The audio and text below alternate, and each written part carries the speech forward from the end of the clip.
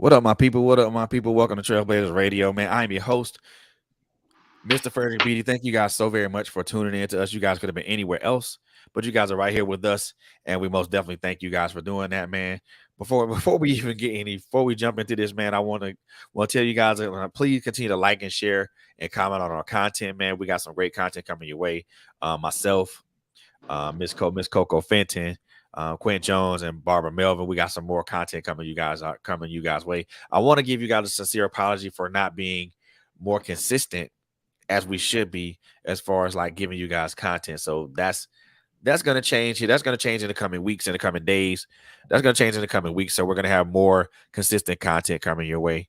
So make sure you guys tune into that, and we got some more content coming your way. So make sure you guys keep your ears and noses to the ground for what we got coming on, what we got coming for you guys.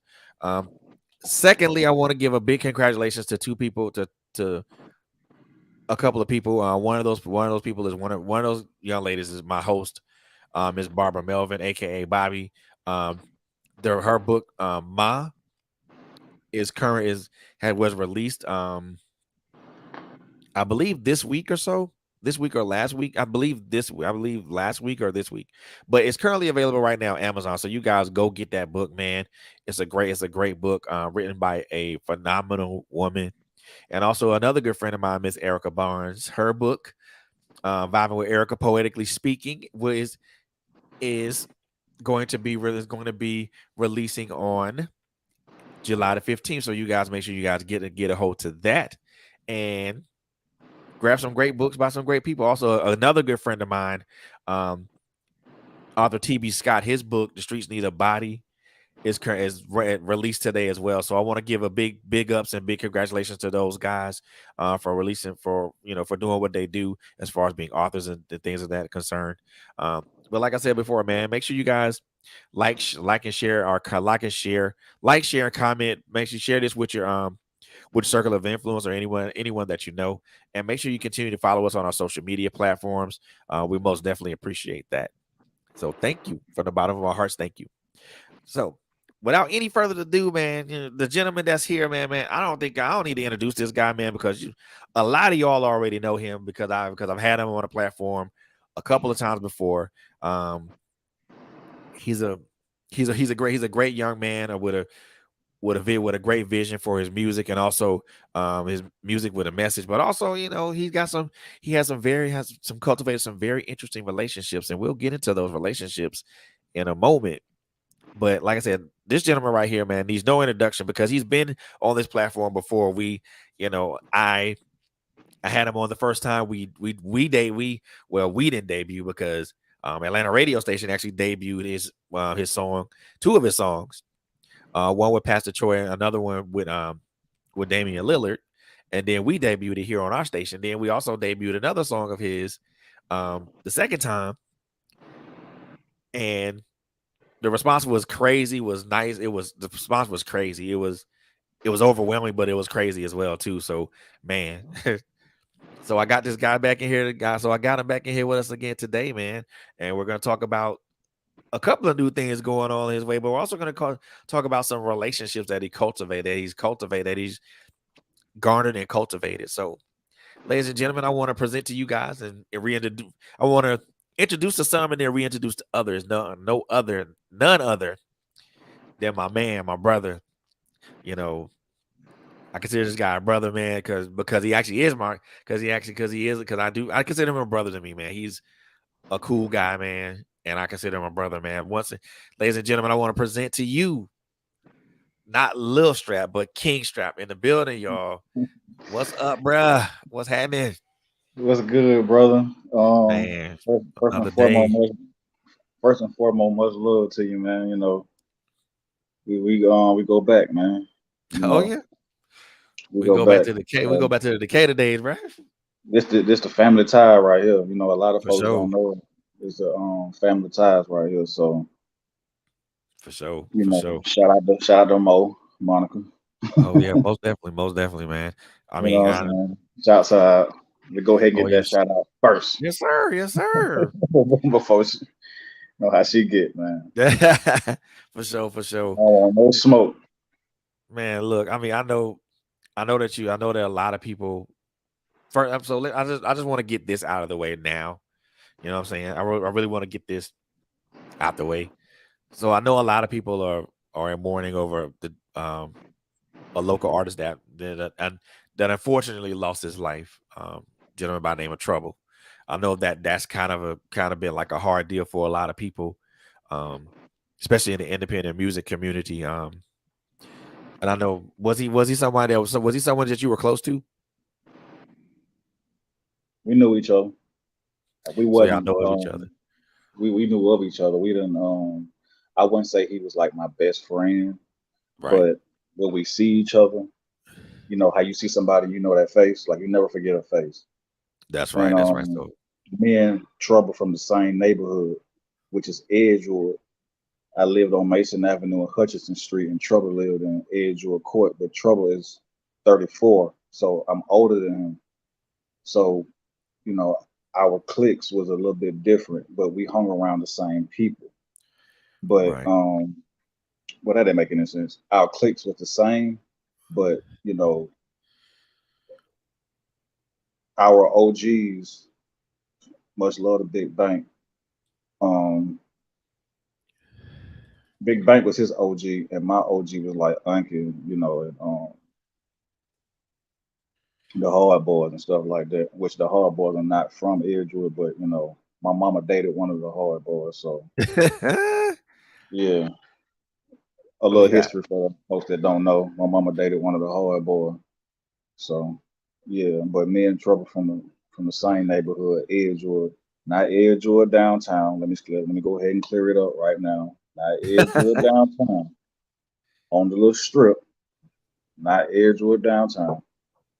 Um, Edgewood, the community, Edgewood on Hosea Williams, over there on Mason Avenue, Edgewood Court. The Red Store used to be at. Me and Trouble went to the same school, not at the same time, but we attended the same school, Wyford Elementary School, Corn Middle School. He eventually went to Murder High / Cram High School. I didn't make it to Cram High School. So um I first met Trouble. I went to his video shoot, 2013. Mhm. He was already out there with the mob. And you can go look at that video on YouTube right now, Streets Dry, featuring Young Ralph and Cash Out. And then we were bumping into each other. It was just number love. And I introduced myself to him like, you know, I'm a little bit older. We may not we didn't hang together, but I'm a little bit older. You know what I'm saying? I'm a little strapped. I stayed on Mason Avenue and Hutchinson Street. So by me saying that, you know, we embrace each other like Edgewood brothers. He's like, that's my Edgewood brother. That's what's And up, then man. That's what's I pulled wherever he had, I pulled up.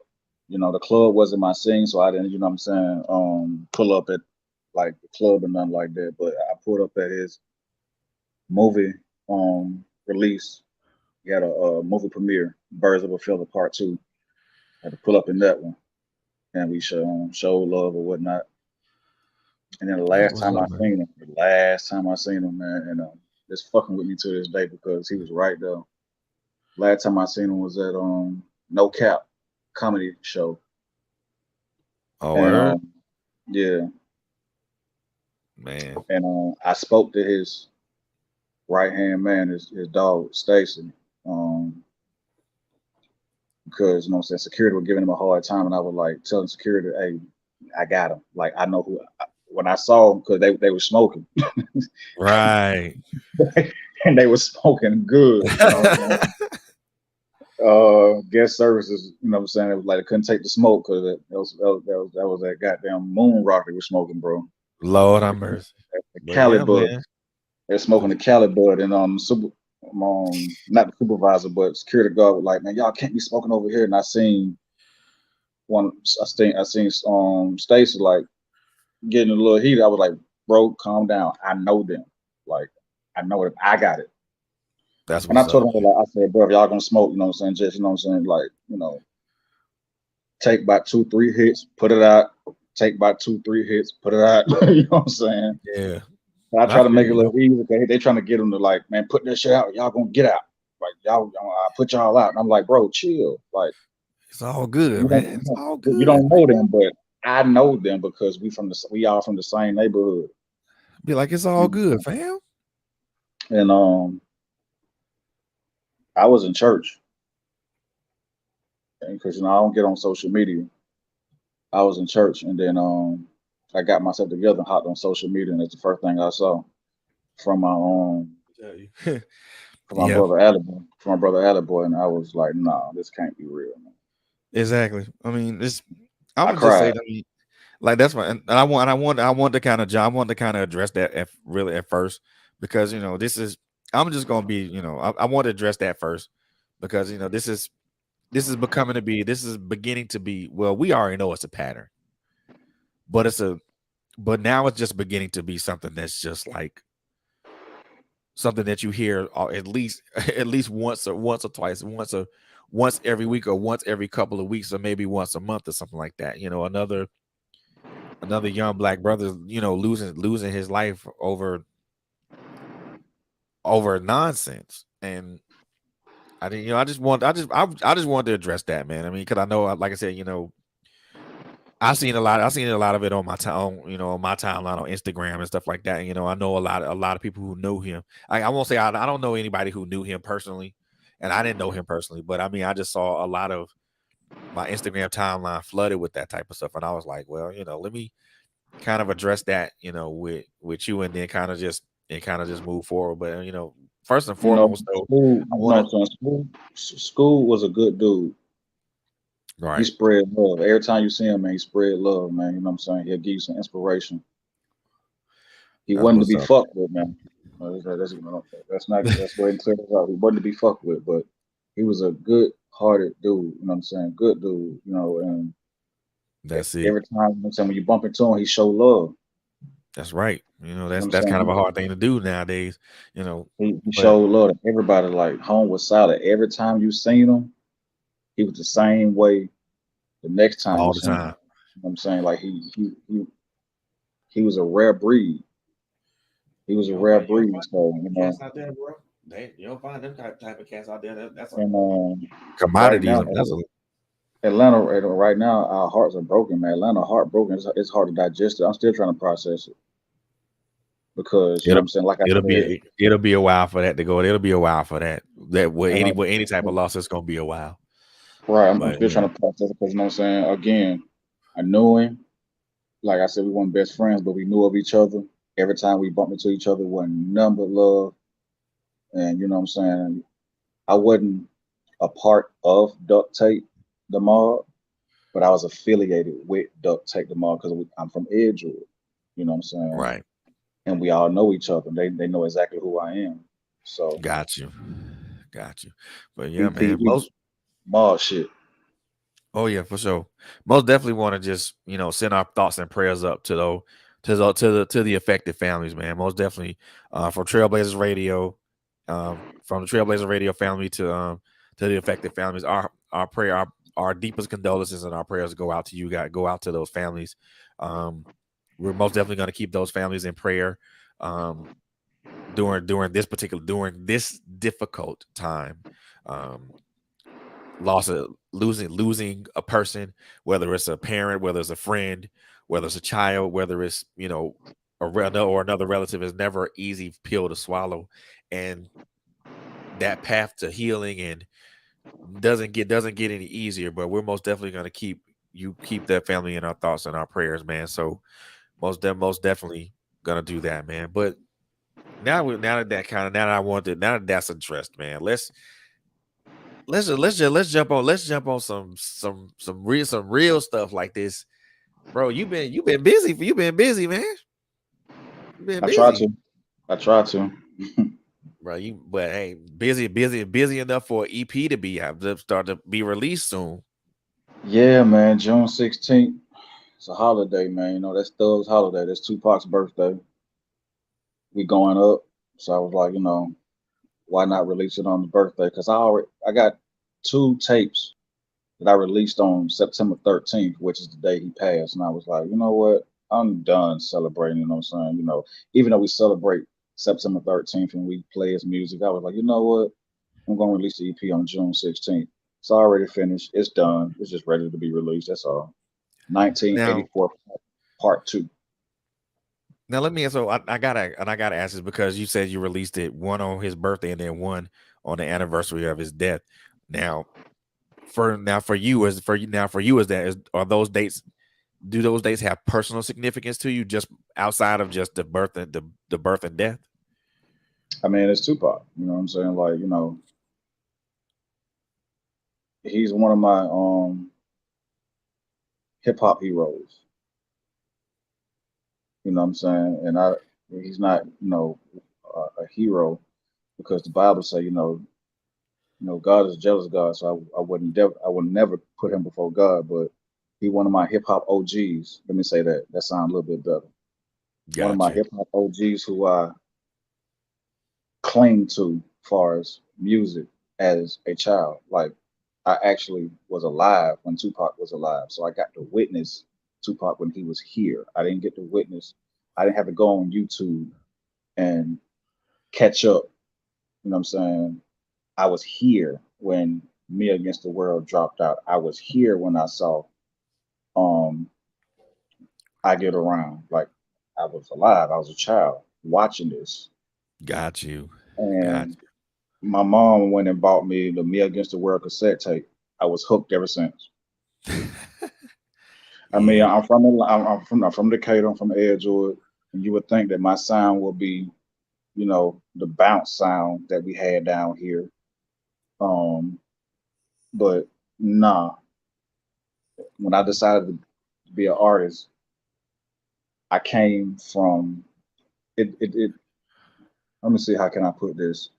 It's all about what tree you come from when you're an artist. Right. And I think I speak for all independent artists when we all have someone that we looked up to, that we have a favorite artist, and when we get into it and we start writing and we get into the booth, we may not sound like them, but we somewhat resemble their sound or how they would rap or the beats they pick or whatnot. We do that, you know what I'm saying? Oh yeah, for And sure. I didn't want to sound like Tupac at all. So I had to create my own lane and I stayed in it. You know what Yeah. I'm saying? Um, but that was my biggest fear. Like I don't want to sound like Tupac because Ja Rule was catching hell. Oh You yeah. know, he was catching hell because he had the bald head, the tattoos. You know what I'm saying? I The only thing mean, he was missing was the nose ring. And, a lot of people were catching hell like, oh, he trying to be Tupac or he want to be Tupac. I was that's like, and nah. that's I said, I don't want that on my resume. Like, hell no. But I nah, mean, you know, and I mean, that's it's emulated. not hard. It's just not hard to, he everywhere I go. You know what I'm saying? He everywhere I go. I got But him linked right here. that's emulated, but not probably never properly duplicated though. When you think Nah, about it, nah, nah, nah. because That'll never everybody wants to try happen. to imitate that. You can't. It's impossible. You can't. It's impossible. Most of these rappers are not finna shoot two cops for helping a black man, for beating up a black man. They're not finna do that.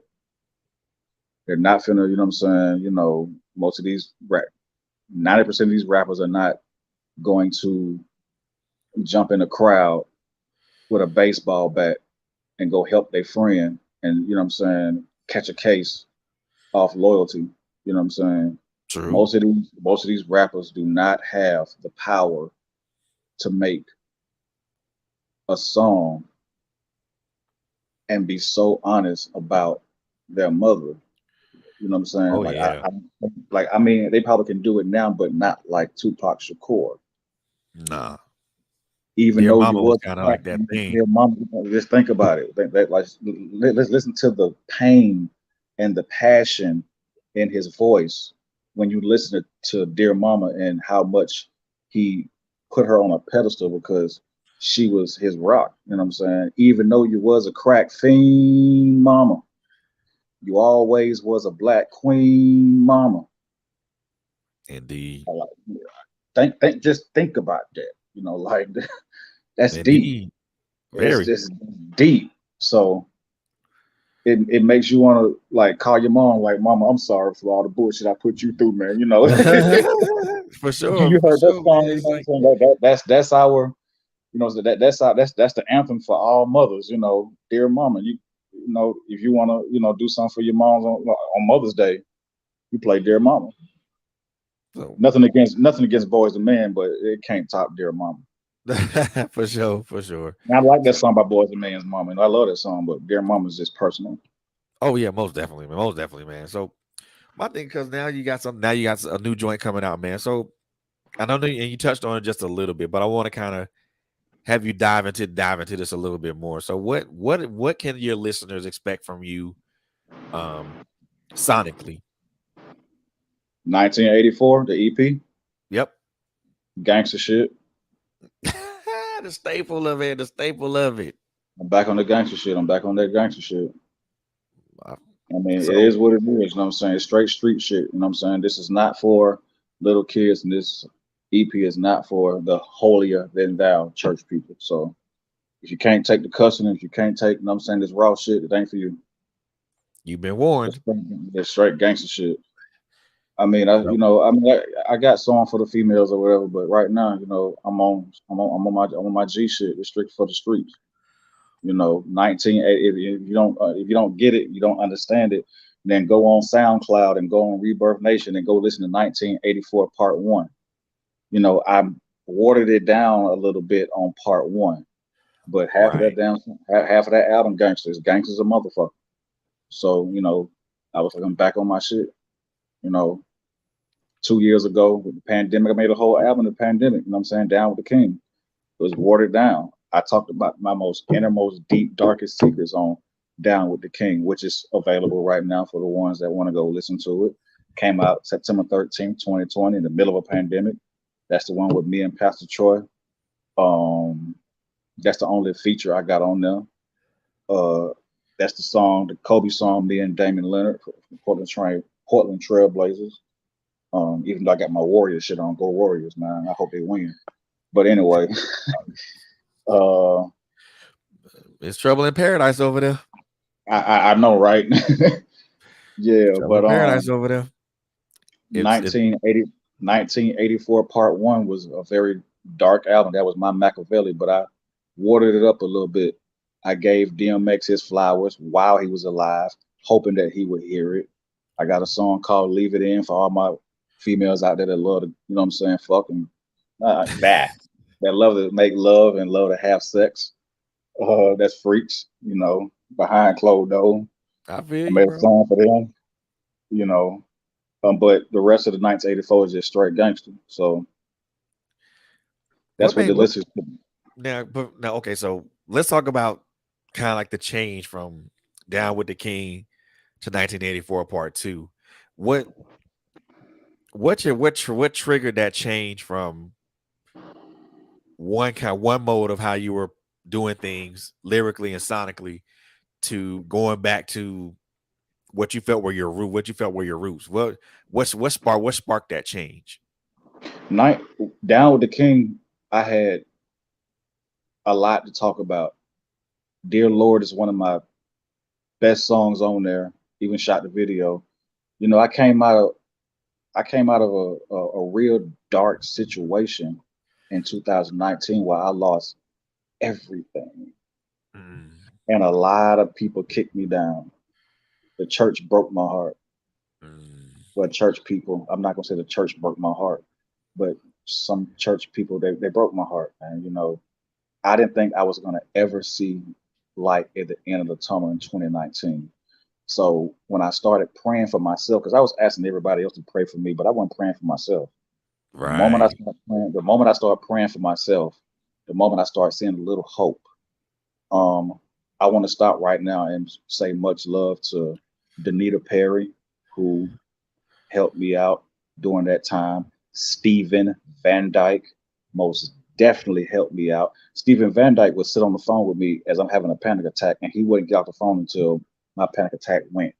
down. I ain't talking about anxiety. I'm talking about a panic attack. A panic attack is when your heart is racing, you trembling, you shaking. And Steven Van Dyke would get off work, get in his car, call me, and we would be talking. And he knew I was having a panic attack, and he would stay on the phone with me. There's times when me and Steven Van Dyke was just I would just be breathing on the phone, and he just would let me vent. And by the time Steven got home from his job, my panic attack had went all the way down. And there was times where he sat in the car and talked to me. So much love to Steven Van Dyke, much love to Nicole. She came over. I don't know how she got there so fast. She still won't tell me to this day. You know, she got to the hotel so fast. She got there quick. I don't know how she got there so because she was on the north side of the north side hospital. She got there quick, fast, and her. She got there so goddamn fast. I mean, because I don't know if people know about it, but I mean, I'm not afraid to tell my story. You know, I put a gun to my head, and I was just ready to end it, and I didn't pull the trigger. Praise God for that. Thank goodness for that, brother. Thank goodness for that. I put the gun down. I breathed. I cried, and then the therapist showed up at the house, but then the coach just showed up out of nowhere. Like I don't know how the hell she got there. You know how she got there. Light speed, bro. That girl got some heavy feet. Much love to my auntie Lisa. She was there. Jaquita, she was there. I'm just trying to not leave out nobody. I don't think Mo knew. My sister Mo, I don't think she knew. Nah. I don't think she knew. No, because I didn't. Well, she knows now. She knows now, but I don't think she knew at that time. Right. I hope I ain't left nobody out. No, I won't leave nobody out. Everybody who donated, everybody who donated, you know what I'm saying? You know, everybody who donated, but the key people who I just named, my Kia Linzerat, she was definitely there, you know. So I just wanted to name a few people that was there during my darkest moments. And Miss Ann, I can't pronounce her name for shit. She got one of the Muslim names, so I can't pronounce her last name, but I know her name is Ann. She was definitely there. So most definitely, man. The thing I like about that, what you just said though, is like the importance of having people around and trust me, the blessings come in the most. The blessings come in the most smallest forms, or they come in the most largest forms. So, from my experience, they're usually the smallest forms, but they have the biggest impact. And sometimes a kind word can really pull someone from standing off the ledge. Right. But see, the people who I just named, they was actually on the phone talking to me. They just wasn't, you know what I'm saying? They was checking up on me, you know, making sure I was good. People who I just named, you know what I'm saying? And I felt like, to answer your question, down with the king, I said, let me just get a lot of this stuff off my chest and tell people my testimony. Down with the king is my testimony. Okay, got you. Go listen to Dear Lord. Everything on that song is true. Go listen to Dedicated. Everything in that song, every word I said in that song is true. You know, the Pastor Troy song, Back to the Streets, Fuck the Police Part 2. Yeah. Breonna Taylor, Ahmaud Arbery, George Floyd, Rashard Brooks. We was tired. It started tearing Atlanta up. We got tired. So Pastor Troy made a song, and his was pretty much like, you know, let's come together, let's unite. I'm like, fuck that. Nope. I said, Troy, I got a song. It's pretty much Fuck the Police Part 2. On some NWA shit. You in on it? He said yes, something to beat. And I was pretty much, you know what I'm saying, with Down with the King, I wanted to show people that I can be versatile. Black Love, cannot leave out Black Love. Black Love 1 and 2. Black Love 1, Part 1 and 2. You can listen to either one. And the King back, you know what I'm saying? And I just wanted to show people another side of me that they never seen before. I can be Exactly. versatile. I can talk about black love. I'm talking about being settling down with one woman, the whole song. You know, dedicated. I'm talking about people talked about me, but I'm dedicated and I'm still gonna win. Dear Lord, I'm talking to God the whole damn song. I'm talking to God the whole song. You know, I'm giving you my testimony. Hip hop heavyweight. I'm letting you know, can't nobody fuck with me lyrically. Go listen to it. And I'm giving it up for the ones who had an impact on me as far as musically. The King back. Go look at the video. That's what it says. The King back. So in I feel between you. that came out 2020, September 13th, 2020. Uh, what happened? Why I got back on the gangster shit? Trials and tribulations. That'll do it. I was like trial and tribulations, and motherfuckers think they can talk shit to me and get away with it. I said, you know what? I'm gonna take the high road, but you can't stop me what I'm gonna say on this record because you can interrupt me and disagree with me at a table and walk away from me, and I can never get my word out or get my input in and get my opinion in.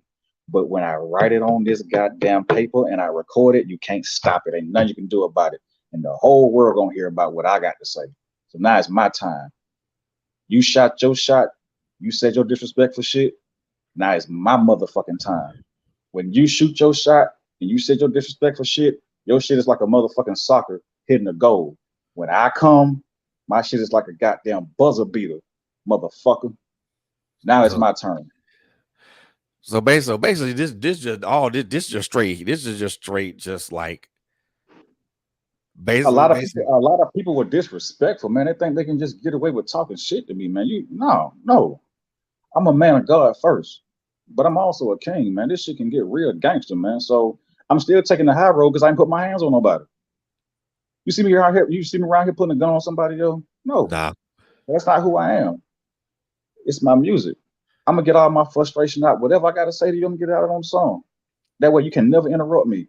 And the people who fuck with me, they gonna hear what I gotta say too, and like, oh, okay, that's what he on. Oh, okay, oh, that's what happened. It's time to tell my side of the story. You So this know, so this bas so this was basically like your vent session. I'm venting. Bingo. This is therapy. I'm just venting. I ain't forgot about what none of you motherfuckers said. That's why this might take the phone. I just want to get back. You know what I'm saying? Like, I'm pretty much venting. You know what I'm saying? A lot of folks said some disrespectful shit. You think you can get away with it? No, I can't. I'm not as strong as Jesus Christ, my Lord and Savior. I can't turn the other cheek. You can't slap me and expect me to turn the other cheek. No. So 1984 is my slap back. If you feel like you want to get on some gangster shit in the street shit, I do that well. But I'd rather not take it there. I live my life in peace and I live my life in love. But this shit can get real gangster. And so I so just now I see just now lost see I just lost my homie. So you know what I'm saying? I ain't all the way right in the head anyway. I feel you on that one, bro. But now I see where that comes from. I mean, and again, we as creative, whether you're a music artist or whether you're a writer or creator or podcast creator, we go through those things and it pulls us on those paths. Sometimes there are times where we do have to travel a dark path just to kind of get to a specific point, and a lot of things that may be said may be inflammatory, or they may be hard pills to swallow for a lot of people, or it may be just like you said with 1984 Part 2, just a huge rant session, but kind of like was I put like this, it's kind of like that thing, like, okay, there's a bear here, you shouldn't poke that bear because you'll end up getting mauled if you poke that bear, right? So that's how I look at that. That's all I've been saying. Stop poking the bell. Don't poke the bell. Leave me the fuck alone. But once you start, you know what I'm saying, slandering my name behind my back, you know what I'm saying disrespectful shit to me in corporate places, knowing that I can't put my hands on you because the police is right there. That's what I be saying. They I don't understand it how people they get the shit off their chest and they want to try you in places where they know it's safe that you can't do nothing to them. They know they wouldn't say that shit on the street when the Cab County or Fulton County police is not around because they know they're not ready. They're not built like that. So I'm a lover, not a fighter, man. You know what I'm saying? But this shit can get still gangster. So that's why I said, you know what? When I started writing 1984, it was just a lot of, rage. I mean, I got a club song on there, I got a song for the club, even though I don't club, I don't smoke, I don't drink, I don't go to clubs, I don't do parties. But I said, you know what? I'm gonna do a song for the club, just for the Party hell of it. banger. Yeah, I love party banger because I can do it. God gave me this Gotcha. gift to do music, and I said, you know what? I'm gonna just do a song about being in the club. I mean, I have been to clubs. I can't tell you the last time I've been to one, but just by me going to a club, a few clubs, and knowing the scene and the scenery, I can write about it. It didn't take me long. It took me like 30 minutes to write this song. So that song now. Gotcha. I'm introducing my oldest brother, Tori. He got a song on there called Black Sheep. EP is consists of 5 to 6 songs. It's not a whole album. So I'm just giving y'all 5 to 6 songs, but you know what I'm saying? This is gangster shit. So I'm introducing my boy Tori, my oldest brother.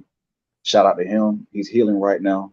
The police ran him off the road, broke his collarbone, broke his legs, broke his hip, broke his forearm. He wasn't doing nothing but just driving in Douglasville, and the police just ran him off the road for no reason.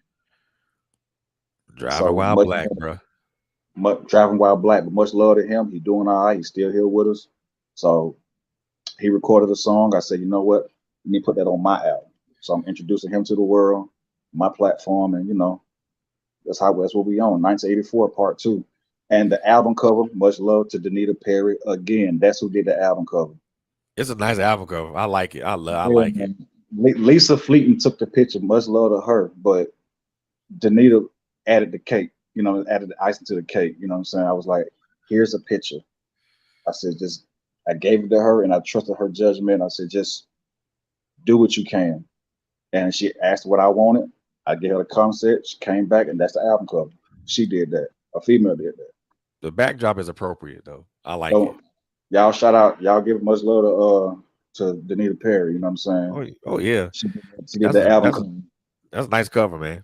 I love it. I like it. That's me sitting in front of that's where it all started with my education journey. That's me sitting in front of Tilson Elementary School. That's where it all started, going back to the beginning. You know what I'm saying? Just sitting on them steps reminiscing from kindergarten all the way up to, because Tilson was very confusing. Because when I first went to Tilson, it was from kindergarten all the way up to damn 12th grade. I didn't understand it. You know what I'm saying? Like, when I first went to Tilson in 1990, like, I was like, yo, it's people in here that got mustaches and shit. Like, I was like, what's going on, man? Tilson was from kindergarten to 12th grade. So when I moved to Edgewood, and I'm pretty sure Mo and all people who born and raised from Decatur can tell you, Tilson was from kindergarten to 12. And then I moved to Edgewood in 92, and I started going to Wyford Elementary School. And I was out there from 92 to 99. But when I ended up going back to Tilson, and it was from kindergarten to 6th grade. I'm like, what happened to the other grades? They had cut it down from Gordon to then. That's when they went to McNair Middle, and that was McNair Middle was, I think, 7 and 8th. They broke it down to just 7 and 8th. Then McNair High. They do us so wrong with McNair High, man, because we got the rats. They say McNasty. They do us so wrong. They do us so wrong, man. And I ain't want to believe it until I seen the damn rat myself. I said, damn. I don't know how it was when y'all were growing up, man, but you know what I'm saying, the 90s, man, we had rats, man. I'm talking about not mice, rats. Rats that step on their legs look like goddamn possums, man. I ain't never had to experience that, dog. I ain't never had to experience that where I was at. Well, I was at. Hey, man, we had rats up there. They said, oh, Mac, no, you mean Mac Nasty? Y'all got them rats up there. I tried to defend ourselves. I said, no, I can't defend him no more. I said, that's a rat over there, bro. Bro. I ain't never experienced none of that there in Colombia, bro. No, heck no. I said, you went to Colombia, yeah. They called it Colombia for whatever reasons that they wanted to call it. But I mean, hey, yeah. I ain't never experienced the rats and none of that stuff right there, bro. I'm like, nah. If something like that going down, you know, it's we out of here. So we not doing You're right. We're not doing that. Yeah, man. So 1984, man, June 16th, 1984. All my people that fought with me, you know what I'm saying? Go get that. Again, this is not children. This is not for you know, people who they favorite artists is Fred Hammond and Kurt Franklin. You know this. Oh, no. and I love gospel music, but you know, if you know what I'm saying, you're not a fan of that, the cussing or whatever, don't go listen to this CD. Well, I'm giving you a heads up. Don't say I didn't warn you. Well, let's do so. So let's do this then, because I got a song that I put on here. One of your songs, I'm with it. So we gonna play that. But before we play that, man, I just want to know what the premise of this song was and kind of sort of what compels you to write it. I'm with it. You down with getting money? Yeah, I'm with it. Fucking bad bitches all day. I'm with it. Protection, safe sex. I'm with it. I mean, because I lived it. You know what I'm saying? Everything that you hear me in the hook, I did it. Like, you know what I'm saying? Like, you know, whooping the gas to get wrong. Yeah, I'm with it. Like, that's strictly for the streets. Yeah, I'm with it. You know what I'm saying? Oh. You know. So let's get it, man. Let's introduce this song, man. So I'm gonna tell you. So this is a TrailBlazerz Radio first. I mean, with this dude, it's always a first with him. So, this is we introducing I'm with it, the song, one of the songs off the 1984 Part 2 EP, man. So you guys listen and enjoy, man. TrailBlazerz Radio is the first radio station to drop and debut this song. Go ahead and debut the song, big bro. You're the first one. Yes, sir. So when we come back once we come back, man, we're gonna talk about some very interesting connections that you developed, over the years. And we're gonna talk about those connections, man, when we come back. But a TrailBlazerz Radio premiere, man. Here is my brother King Strap with I'm With It. You guys are tuned in to TrailBlazerz with your boy Frederick Beatty, but also my brother King Strap. We will be right back, so don't go nowhere. Stay tuned. I'm just saying, little Strap. What did you say? You gotta be with this shit or you ain't with this shit. With what? You rapping that tough shit, you rapping that gangster shit. You Are you really with it, my nigga? Shit, my nigga? I should have to question you about this shit. Is you with it? This shit is my lifestyle. I'm just saying. Is you with it? Nigga.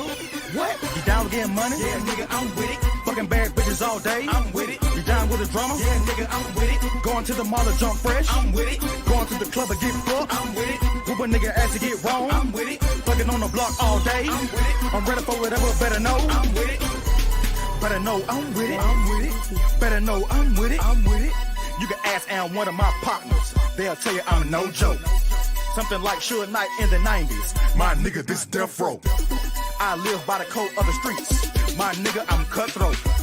Just know you come against me, you getting hit by the fofo. Bad bitch on my team and she thick. She looking like Coco.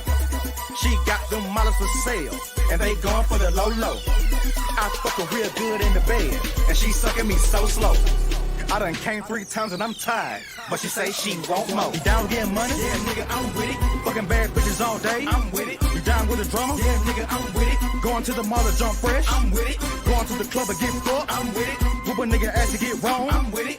Fucking on the block all day? I'm with it. I'm ready for whatever, better know. I'm with it. Better know I'm with it. I'm with it. Better know I'm with it. I'm with it. Zone 6 East Side, we here. My nigga, I'm thugged out. Any bitch coming me sideways, she will get cussed out. I don't respect no hoes, they mouth so blown out. You might as well go and suck a glass dick. Little bitch, you cracked out. You diss no love for my niggas, better go ahead and roll out. Come knocking on my door if you want, you will get thrown out. Put your hands on me if you want, and you will get choked out. You down to get money? Yeah, nigga, I'm with it. Fucking bad bitches all day? I'm with it. You down with with a drummer? Yeah, nigga, I'm with it. Going to the mall to jump fresh? I'm with it. Going to the club to get fucked? I'm with it. Whoop a nigga ass to get wrong? I'm with it. Fucking on the block all day? I'm with it. I'm ready for whatever, better know? I'm with it. Better know I'm with it. I'm with it. Better know I'm with it. I'm with it. I rep my hood to the fullest. My nigga, this east side. McAfee, Keller Road, Glenwood. Better know we gon' ride. Don't come to Edgewood without a pass. My nigga, you will die. We gang bang in East Atlanta. My nigga, that's no lie. Zone 6 East Side Blood Gang. I dare you to try. Don't try them niggas. Them niggas gon' shoot till it's over. Them bullets are gon' fly. If you're not from here, don't come. My nigga just pass by. Like I'm lying, just come to the A. You'll be a victim of a drive-by. You down getting money? Yeah, nigga, I'm with it. Fucking bad bitches all day? I'm with it. You down with a drummer? Yeah, nigga, I'm with it. Going to the mall to jump fresh? I'm with it. Going to the club to get fucked? I'm with it. Whoop a nigga ass to get wrong? I'm with it. Fucking on the block all day? I'm with it. I'm ready for whatever, better know? I'm with it.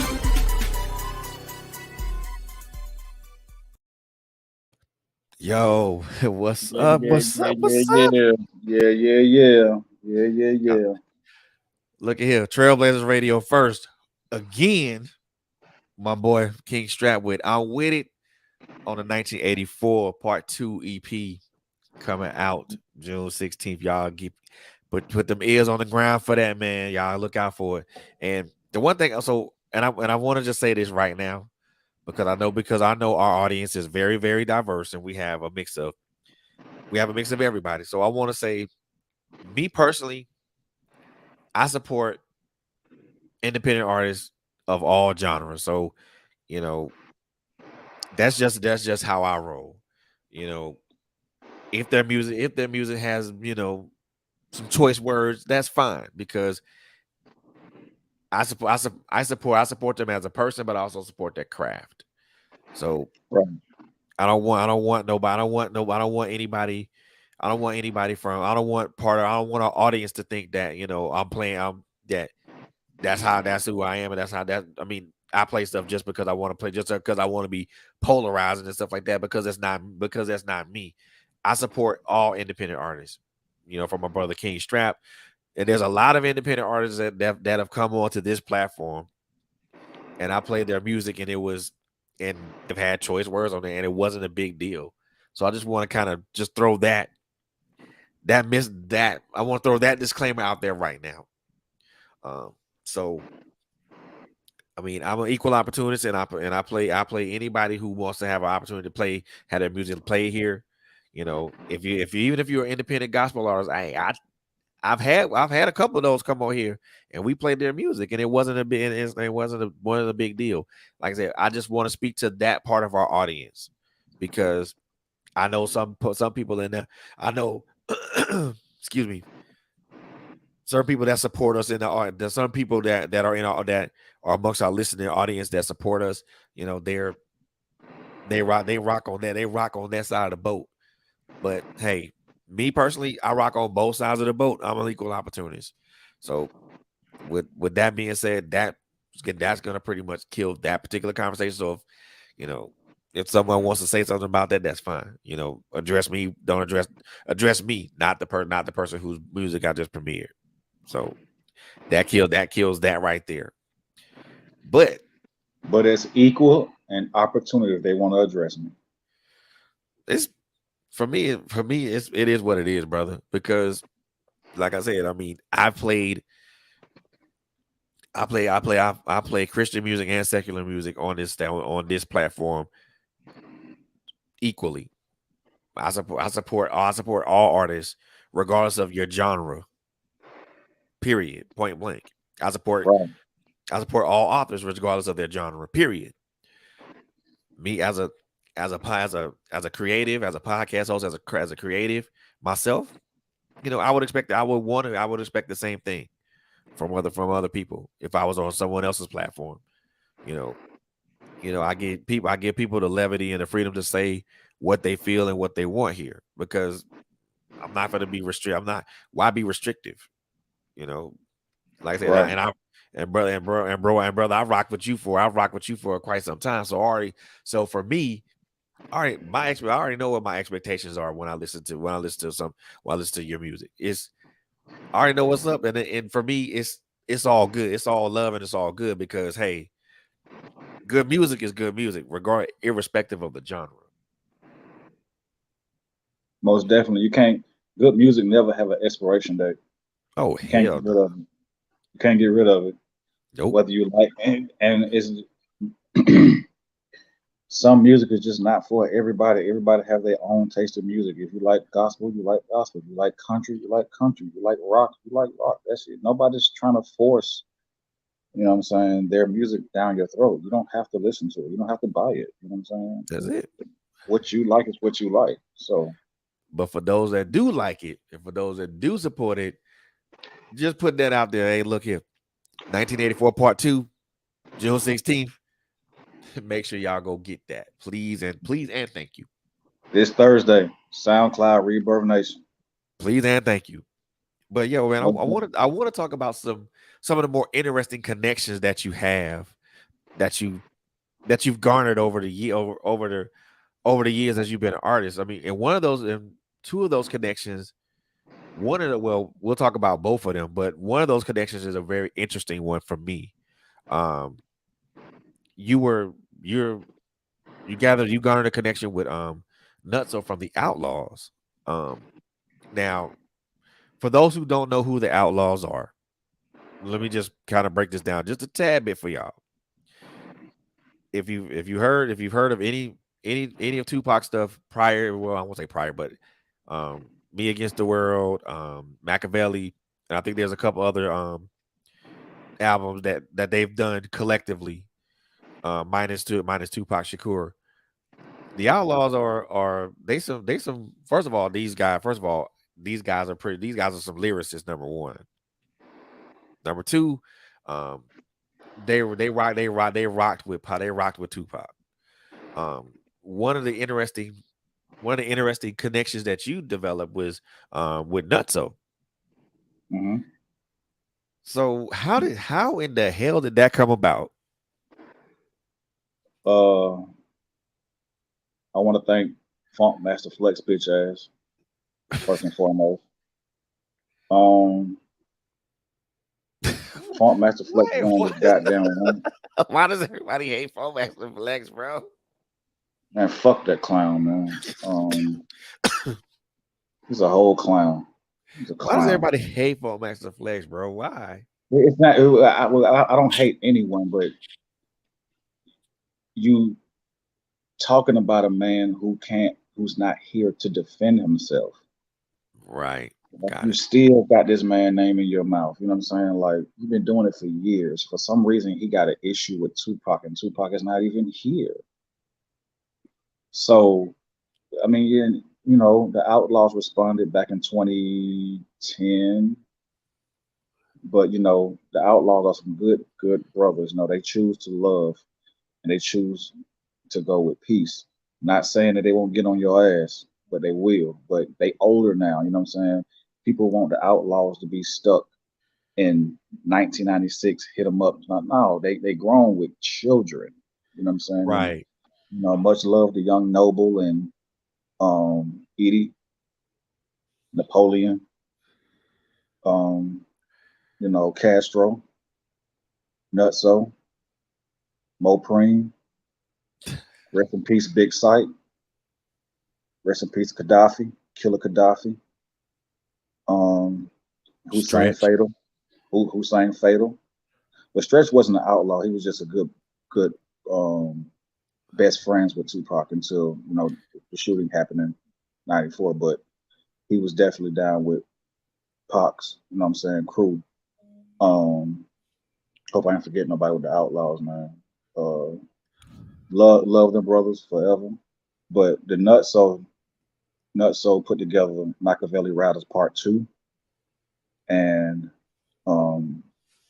he reached out to a lot of Nutso is probably one of the few people who will give independent artists a chance to shine and to let us be heard on his platform, because Nutso was the very last outlaw to be picked and handpicked by Tupac Shakur himself. And Nutso he's from the Bay Area, and MC Hammer brought Nutso to Tupac. And during the Death Row days in '96, and Nutso Outlaw is also the oldest brother of R&B superstar Keisha Cole. So Okay. yeah, like blood relative. That's his little sister. So when Nutso reached out to all independent artists across the world and saying submit your music, and he's putting together a compilation album called Machiavelli Riders Part One. Dope ass album. Go get it. It's on all streams. Um, I sent him 1980. I mean, no, I sent him 52 balls. I was like, oh, this would be great. You know, he would anybody Gotcha. that anybody that you know um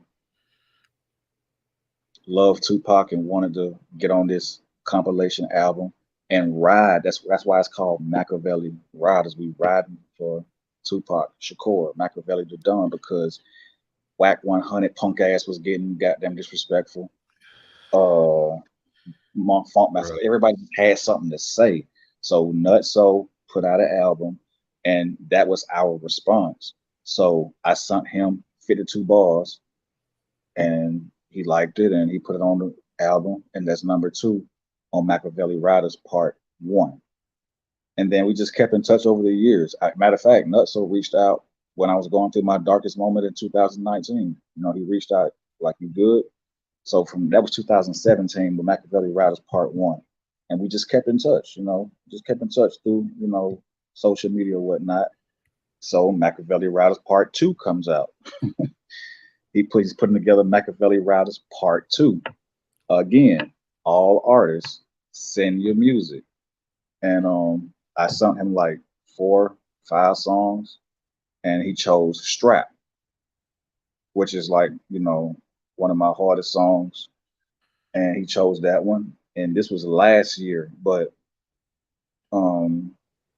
trials and tribulations came, and COVID hit real bad. And Delayed the release. it delayed the release. Yes, it delayed the release. And but he was like, "I'm going with this one," and he said Strapped. I was like, "You my brother. You know what I'm saying? You can have it." You know what I'm saying? It made the album, and Machiavelli Riders Part 2 is out right now on Amazon Music, Spotify, Apple. My song Strap is number 13 on his album. Once again, you can go listen to Strap on 1984 Part 1 and Machiavelli Riders Part 2 that came out on Good Friday this year. I ain't even like, it's just one day I was in North Carolina on vacation, and he just put it on Facebook like, Machiavelli Riders dropping on Good Friday. I was like, okay, here we go. I said, "Oh, here we go." And I'm on the compilation with Spice One, OG. I'm on the compilation with, Castro, Outlaw, and and Nutso himself. Legendary, legendary, legendary. I'm honored. I don't know too many independent MCs out there that can say they on the same compilation with Spice One and Nutso and Castro. Man, this is just one of them ones. So shout out, much love to Sean Cole, Nutso the Outlaw, for putting me on his platform worldwide. Because now my music in the Bay Area is on the West Coast. It's everywhere. Anybody who rock with Sean Cole worldwide, thank you, Sean Cole, for putting me on your platform, getting my music and me a chance to be heard worldwide, just not here in the city of Atlanta, Georgia, but the world. Thank you, Nutso. Thank you. You know what? And the thing, and it prompted a question for me that I want to pose to you, and I think that it's important that a lot of independent artists don't always get the recognition or the shine that their artistry or their lyricism or their music deserves.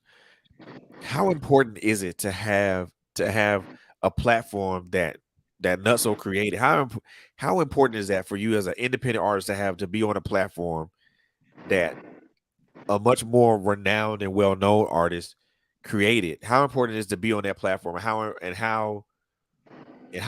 much do you feel it you think it can, you know, propel you? It's very important to reach out to some of these OGs that's giving you a opportunity to be on their platform, because if you are an independent artist and you feel like you don't get the support that you deserve, and we are on social media. This is a social media driven world. So this is an opportunity to build your craft, build, invest in yourself. That's first and foremost. You got to invest in yourself. You know what I'm saying? It's not going to come to you. You have to put in the work. You have to pray and ask God to help make this happen. Make this happen. In the Bible, it says that your gift will put you before great men. And I prayed. I kept God first. I prayed, and it happened. So with an independent artist, it's very important to invest in yourself.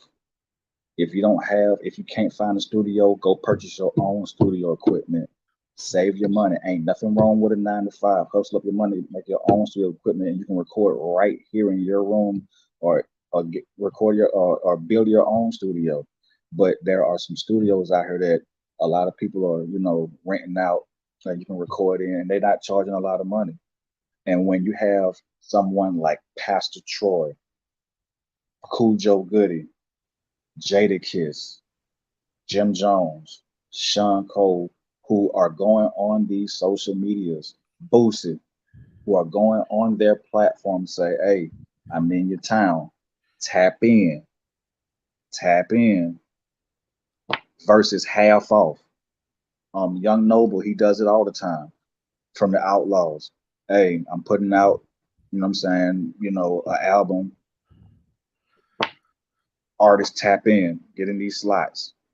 Invest in yourself. If you really want it, and they only charging like $500 to get on a slot, and these are artists who went platinum,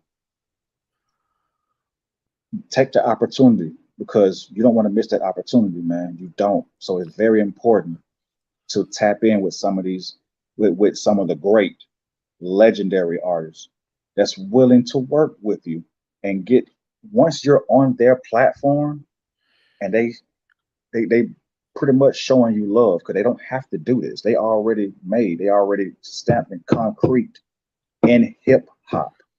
They already done made it. They got the money. You know what I'm saying? The world know who they is. But when they're taking their time out to say, hey, I'm putting out an album, artists tap in, this is how much it's gonna cost to get you on the album or whatever, go for it. Don't miss that opportunity. You don't have to be stuck up, I ain't doing that shit. I ain't finna ride another nigga wave. It's not about riding another man's wave. It's not about dick riding or whatever.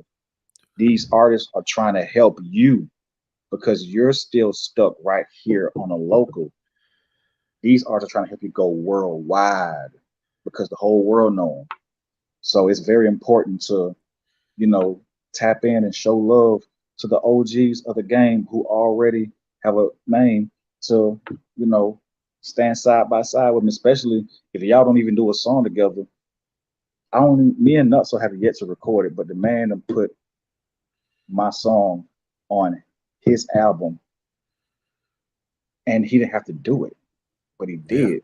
Yeah. That's showing love, because there's a lot of independent artists out here that's dope as fuck, and just they raw. Pause.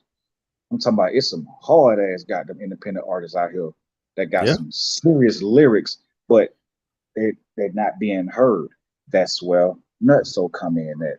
That's where, again, Jadakiss and Jim Jones, and these are artists who I've seen that get on their that have did Instagram videos and say doing half off on verses, and You know what I'm saying? You know, or I'm putting together a compilation.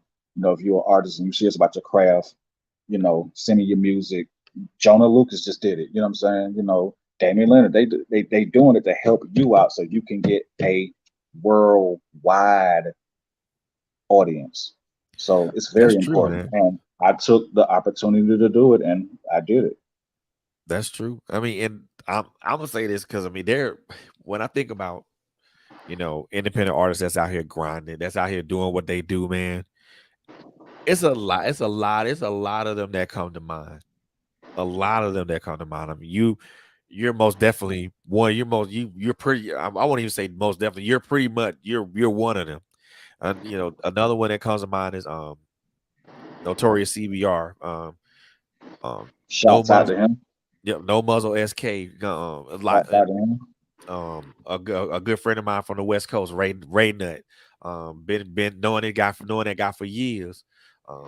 Heard his album, and also there's also some other independent artists that I interviewed prior, after you some guys from Page Label. I mean, Pharaoh Bacon, Rage, man, all those guys over there. I mean, it's when the thing of it is that there's a lot of independent artists out here that are on the grind, and they got the personality, they got the lyric, they got the wordplay, they got the lyricism, they got the personality. They also have the presence to be there, to be and to command that stage and to be in that stage.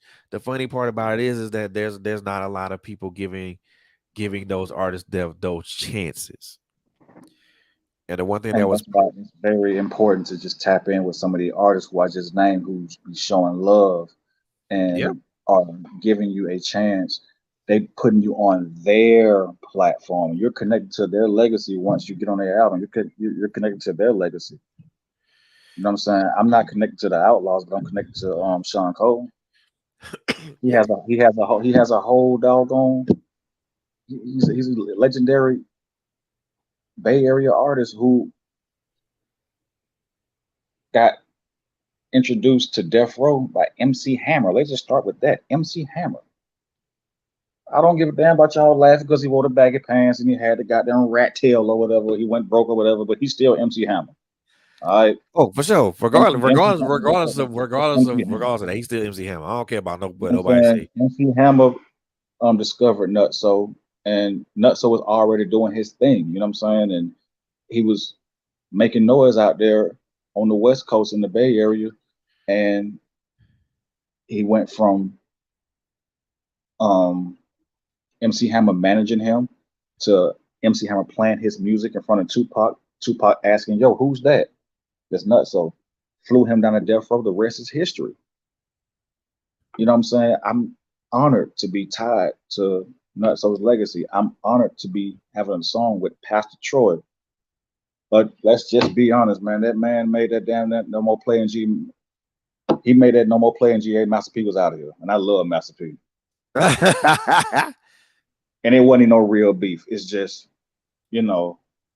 when you're an independent artist like that, you go for the top person's neck. And at that time, Master P had the world up under his feet. Cash Money was right behind him. But when that No More Playing GA is almost damn to 25 years old, when that song comes on, who don't bounce? But the funny part about it is P is the one that had the really had the blueprint for that. For that type of commercial, for that type of success commercially. And here's, a young brother, Pastor Troy, coming from, Atlanta, Georgia or whatever. And he made, No More Playing GA. And who would have known that man would have knocked out Master P? True. That's true. I mean, and after that, I love Master P. I love No Limit. Love the brother to death. Much love to him. He just lost his daughter. Much love to him.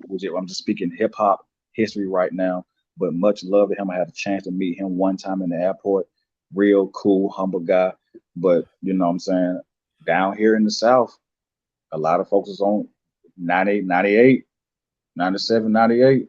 When that No More Playing GA, I Declare What came out, so Master P was on the way out the door. We all were bumping that, you know what I'm saying? No More Playing GA. And then it didn't help when True Cash that. Money came out. When Cash Money came out, you know what I'm saying? Shit, it was over with. We was all rocking goddamn Jabos and Reeboks and gold teeth with 4X white teeth. Yeah, exactly. No, I was. I mean, and one of the things that like, and one of our when somebody had chimed in in the comments earlier, you know, she mentioned that that indie artists got to find a way to unite and help each other come up. The one thing that I responded to that. Now I want to know if you agree with this or not, you know, but I also let her know that for that to happen, there has to be less gatekeepers. Mm-hmm. I agree. So it's a lot of artists that feel like I'm already here. I'm already made it. Like I got it already. I don't need to collaborate with that nigga. I've seen it with my own two eyes. Man, I ain't finna goddamn, you know what I'm saying, go over there and goddamn do no song with that nigga. Got my own shit over here, nigga. Shit, he ain't fucking with me. You know what I'm saying? He ain't who he say he is. It's not about that. That's why a lot of independent artists. If you notice, all the artists that's already in the game, they all work with each other. That's why Atlanta is winning. We done had the hip hop the state people. New York hate it. They can't stand us because we had Atlanta alone. We done had hip hop in a chokehold for at least 20 years straight, and we ain't letting it go no time soon. You know why? Because we work with each other. We show love to each other. It's just a handful of artists that refuse to work with each other because of egos and pride. It's ego. That's all it is. Egos. You see, T.I. and Lil Flip got a song together on with J Money. I just heard it the other day, and it's been out for a year. You know what I'm saying? You know, all the artists in Atlanta, they work with each other and they love each other. You see the love, yo. You see the love. They all work with each other. Ain't nobody, you know what I'm saying, beefing with nobody in the hip hop industry down here in Atlanta. You don't see T.I. and Jeezy beefing. They love each other. They brothers. Even though, you know what I'm saying, you saw if Gucci and Jeezy can put away their differences, because I mean that's the closest thing we got to Tupac and Biggie. If Gucci and Jeezy can squash their beef, not saying I would love for them to see them on stage performing so icy. I would love to see it. I don't know if we'll ever see it, but I would love to see it. But you know what I'm saying? If they can do it and show that right there was the moment in hip hop. Because we were all scared we watched Versus that day. We was like, this shit finna get real ugly. But when Gucci accepted the olive branch, I don't know a lot of folks know what that means. But when he accepted the olive branch, I was like, whew, finally, it's over with. Like, yes, Atlanta wins again. The culture wins again. Hip hop wins again. Anybody can rap, but hip hop wins. We won. We won. And this just happened to be right here in Atlanta. And I love it. Think about it like this, though, bro. I mean, and I just want to kind of throw this situation. I won't say this situation. I want to kind of throw this out there to you. So the the record label that I interviewed a few weeks back, they're in Mass. They're in Massachusetts. Massachusetts is up there in New England. Just you know, not a real. You would think that Massachusetts and Connecticut and Rhode Island wouldn't produce hip hop.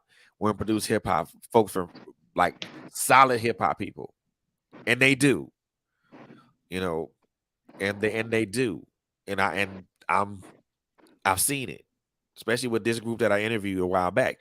But even and this is kind of the dichotomy and the difference as it stands between how we in the South collaborate with each other, as opposed to someone up in New England or up north, and they don't collaborate with nobody.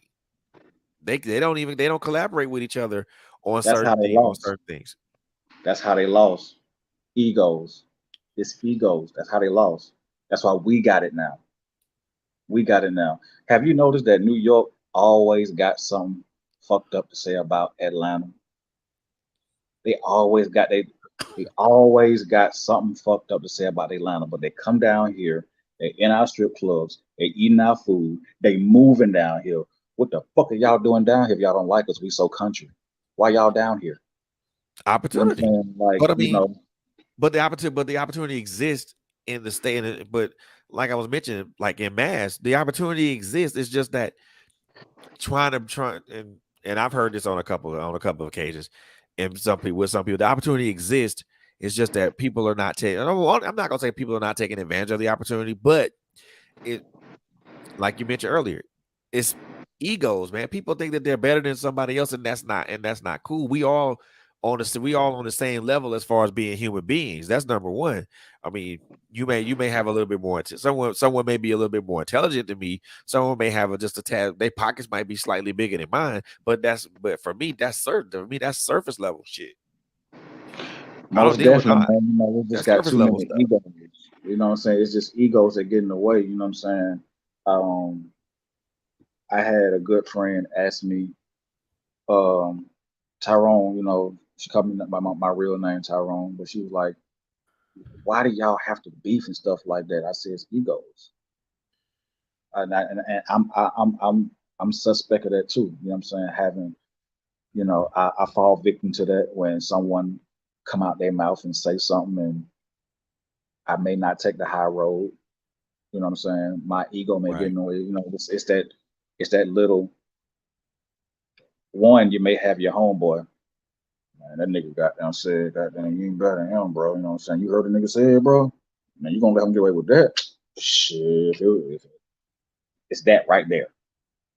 I won't let him do say that shit. But now it's like you got to say something because, or you got something to prove now. That's how that's how you lose. You know what I'm saying? I'm sorry to say it, but that's how New York lost because of egos. You know what I'm saying? Egos get in the way, and it keep people from being united with each other, and it keep them separated. That's why Atlanta's still winning. You know what I'm saying? Again, I use my brother, Trouble. Trouble loved everybody. Everybody loved Trouble. Trouble had so much love in his heart. If he rock with you, he rock with you. Independent artists, the snacks, the females loved them. The niggas loved them. You know what I'm saying? You know, and that's why it's still a hard pill to swallow that he's gone because Trouble was just filled with love, man. He was filled with love. Man. So we're gonna keep his leg. We're gonna keep his name going. We're not gonna let his name die. And I got a tribute coming to Trouble real soon. So I'm saying this right now on TrailBlazerz Radio. My boy Fred will have the song first once I record it. Let me know, man, and I will most definitely premiere it. Just right now, brother. I will most definitely premiere it. Just right now is just tough, but you know, going back to what you said, you know what I'm saying? The reason why a lot of artists don't want to work with each other because it's egos. It's okay to work with another independent artist. You don't know how that song gonna come out. It may come out blazing, but because it's all about nigga, he can't do shit for me. I'm better than him, or that nigga ain't got no money. You know how broke ass niggas at the third. That's that mindset. That's what keep us divided. And you know what I'm saying? That's why it's still gonna lose. But down here in my city of Atlanta, Georgia, we don't have the Migos. If you want to work with me, they give you a price. Some of these independent artists may have a 9 to 5. They be hitting doubles. They'll stack that money up and go take it straight to that artist where they want to work with. Hey, I got the 5,000 and get that song, and they do it. And now they got a name for themselves. That's why I love, you know what I'm saying, my city of Atlanta, because we unite down here. You know what I'm saying? When we want to. You know what I'm saying? We want to. But you know, other than that, it's unity down here in the hip hop scene in Atlanta. It's just straight unity, and I love it. T.I. gave us a whole trap music museum that we can go to. Go down there and get some knowledge. And if you're a trap rapper, go down to the trap museum and go get some knowledge. Everything is right there. Yeah. Everything is right there. If you want to know your history on the trap music history, and you so dope, and you want to get into the music industry, and you want to know a little bit of history about trap music, go to the Trap Museum. It's right there. Everything you need to know is right there. Yeah. Oh yeah. And get Most some definitely. merchandise you in. Most definitely, bro. Most definitely. So I want to talk a little bit about the other relationship that you cultivated. Um, with Yeah, one of man.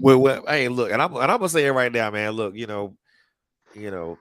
Goody Mob, Khujo, Timo, Gip, CeeLo, those are our native sons, bro. Those are our native sons. You know what I mean? And talk a little bit about the relationship you forged with Khujo, man, and how did that come about, and how did being featured on his album come about? Same thing, man. Khujo Goodie. We in the pandemic. And I could have had a song Khujo Goodie, man. I ain't seen a damn money. Man. I'm kicking myself in the ass to this day. But Khujo Goodie, man, much love to that brother, much love to the whole Dungeon family, the whole Diddy Mob, Outcast. Khujo Goodie, got on the Instagram. I'm putting together I'm putting together a compilation. All artists, send your songs in. Feed the line. Come on, bro. I'm already the king. You know what I'm saying? I got a tattoo right here, bro. You know what I'm saying? Like, I'm already the king. I'm a king around this motherfucker. So when I heard the album, Feed the Lions, Part 3. Oh, Yes, Feed the Lions, Part 3. I'm not on Part 1. I'm not on Part 2. Feed the Lions, Part 3.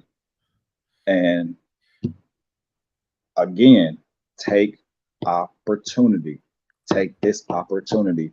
He said, if it's fire, you're gonna make the album. If it's not, then it's not. You just gotta respect his decision.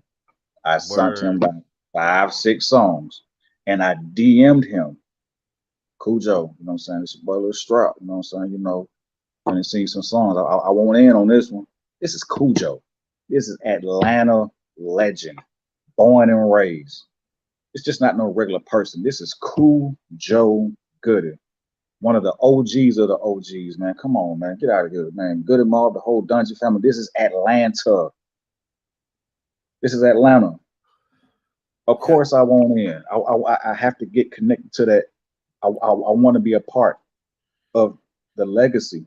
So I had my fingers crossed. I'm sending him about 5 songs. He hit me right back. This the one right here. 52 balls. I said, That's you what's can up, man. have it. I said, you can have it. You can have it. It's I mean, you know what I'm saying? Put it on there. And he asked me who produced the song or whatever. I sent him the information or whatnot. And 52 bars is number 2 on Feed the Lions, Part 3. That's out right That's out right now. now. Out right now as we speak. Go on YouTube, go on Amazon Music, go on Apple, go on Spotify. Go get Feed the Lions Part 3. My song, 52 bars, Lil Strap, King Strap is number 2 on that CD. Go get it, go listen to it. Shout out to Khujo Goodie for giving me, an independent artist, a platform to be heard around the world. That's Khujo Goodie. He's a part of a legendary hip hop group. When one of his little brothers got on the Source Awards in 1995 and said the South got something to say. So Feed the Lines is Part 3 is out right now. As we speak, it's out right now. Got 2 albums out right now that I'm featured on. Sean Cole, Roadkill, Machiavelli Rise Part 2, Roadkill is out right now. Feed the Lions Part 3 is out right now. I'm featured on both of those brothers' albums right now. Go get it. And Khujo Goodie got an album coming out, The K Files. He's working on something right now as well. That's solo. Support the brother. But yes, Feed the Lions Part 3 is out right now. You can go get it. Go get it. And my song is number 2. But listen to the whole album. Just don't listen to my song. Listen to the whole album. That shit knocking. But I love Khujo Goodie for just giving me the opportunity to shine with him. He didn't have to do that, but he did it. He put me on his album, 52 Bars. It's on Feed the Lions album right now. Go get it. Go listen to it. He'd have to do that. Another person who I want to give love to. Rest in peace to my brother Shawty Low. Put me in his videos. He didn't have to do that. He let me shine with him, stand next to him. Young Turk from the Hot Boys. He talking about the Hot Boys. He put me in his video. Let me shine with him. Trouble. I love you, bro. I love you. Thank you for letting me be in your video. Let me shine with him. It wasn't about, you know what I'm saying, it's all about that's where the unity comes in at. And I'm an independent artist just trying to get heard. And these artists who I just named let me shine with them. They let me get down with them. Pastor Troy, thank you, my brother, for letting me shine with you. Thank you for the opportunity because I'm here now. I'm an independent artist. I don't want to make it big. I don't want to make it mainstream. It's already known. I don't want to make it big and mainstream. You know what I'm saying? Because I've heard T.I. say one in an interview one day, he was like, he only been home 7 times. Like he was on the road that much. And I don't want that status because the music industry, if you're not careful, it can fuck you up mentally. It can fuck you up mentally. That's one. The music industry is very demonic. That's why I love Master P for what he did when he got the deal, the 80-20 deal. He owned all his masters or whatnot. And he showed everybody else they can do it too. And a second reason why I don't want all that glitz and glamour, the cars, the clothes, the hoes or whatever. I don't want that fame because, I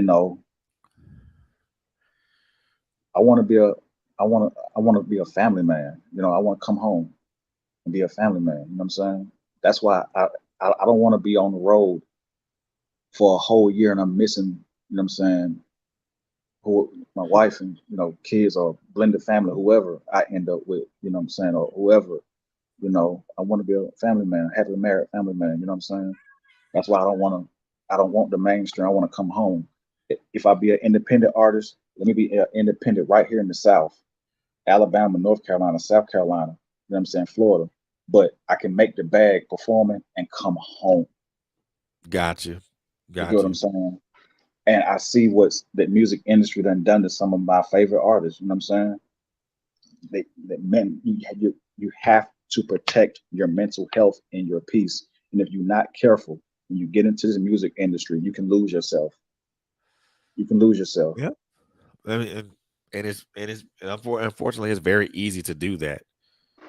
If you're not strong-minded, that's why I say don't kick Kanye. Pray for Kanye.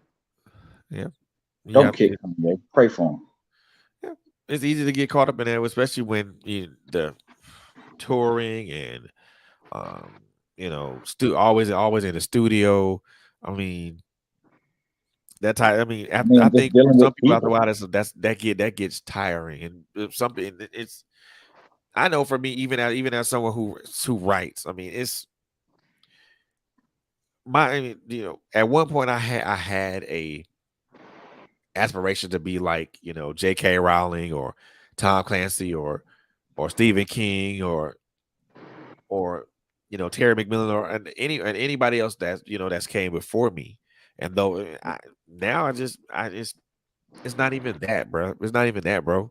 It's just now for me, it's now just putting out great books for the people that I know will pick them up.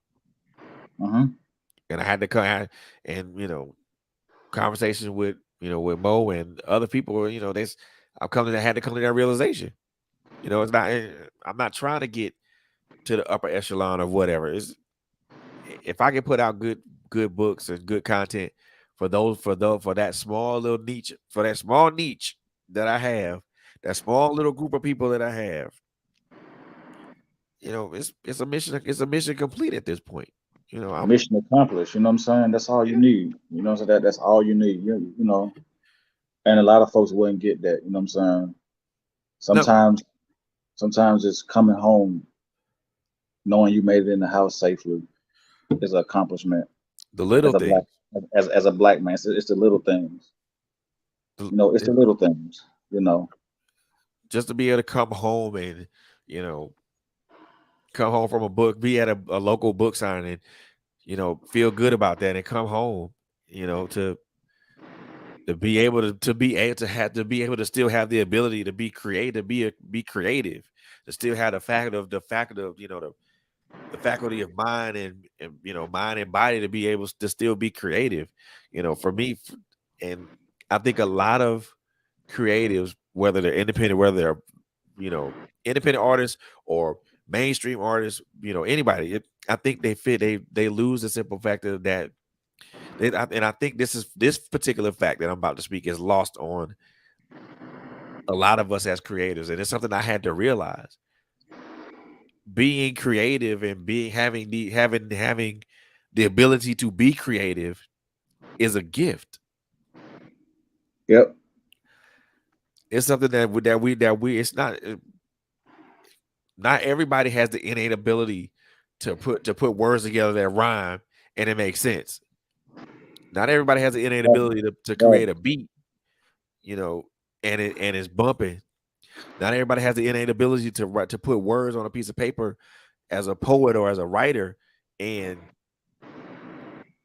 it makes a cohesive story, and people like it. So being the ability to just being creative and the ability to be creative is a gift.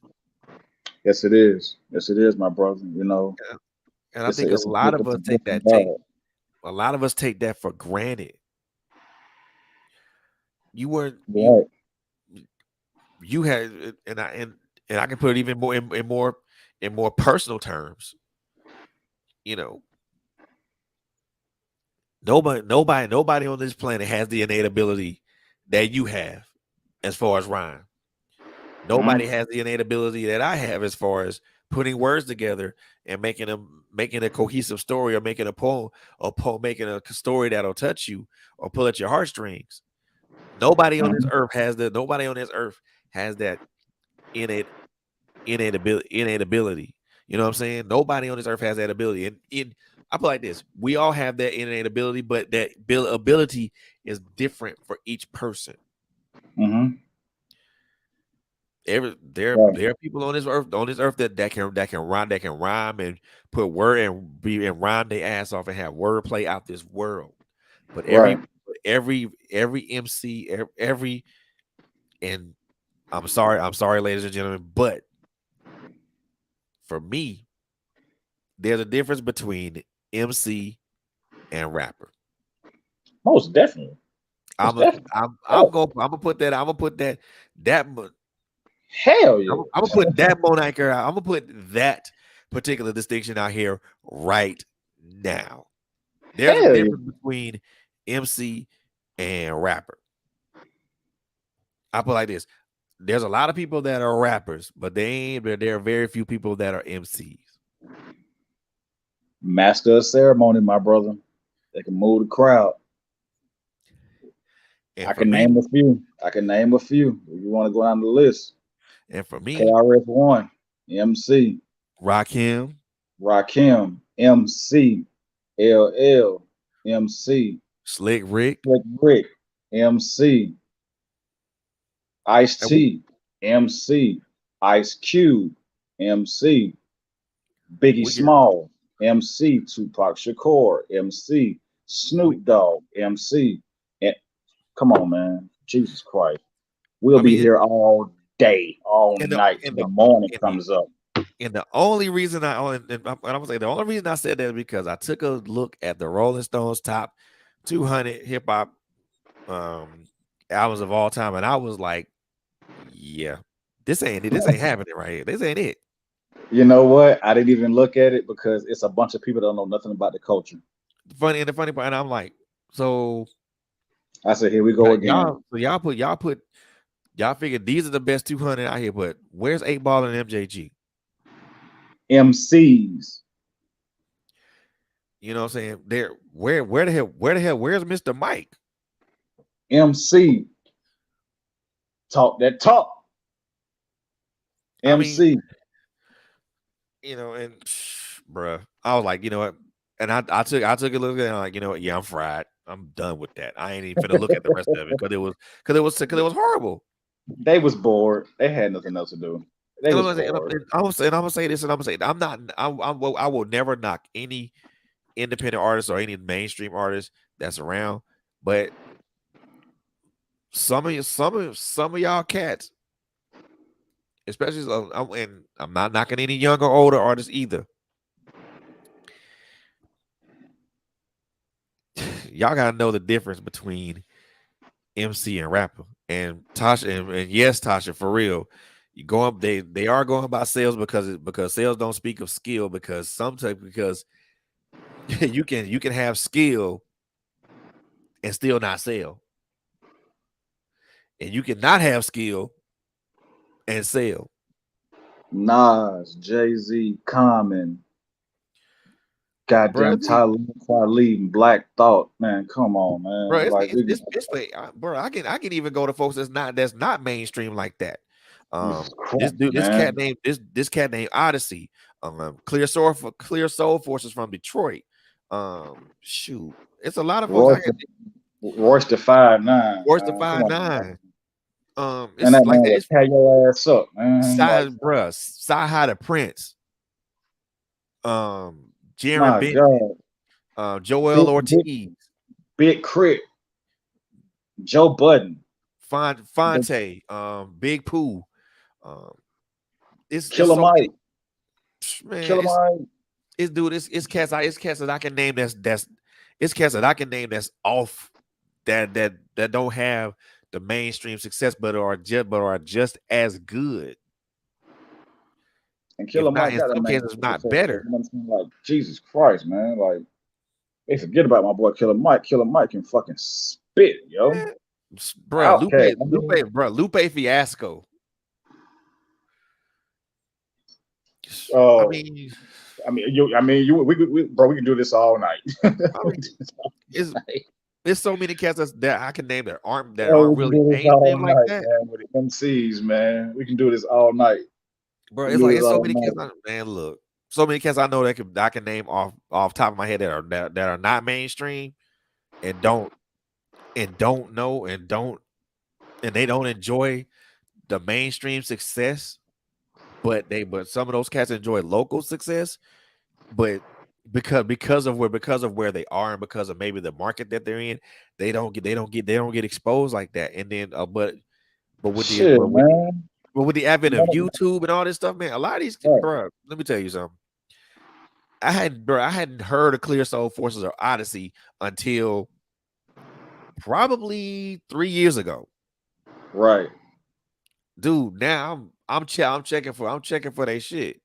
I've always known of Fonte and Big Pooh just because of listening to the Foreign Exchange.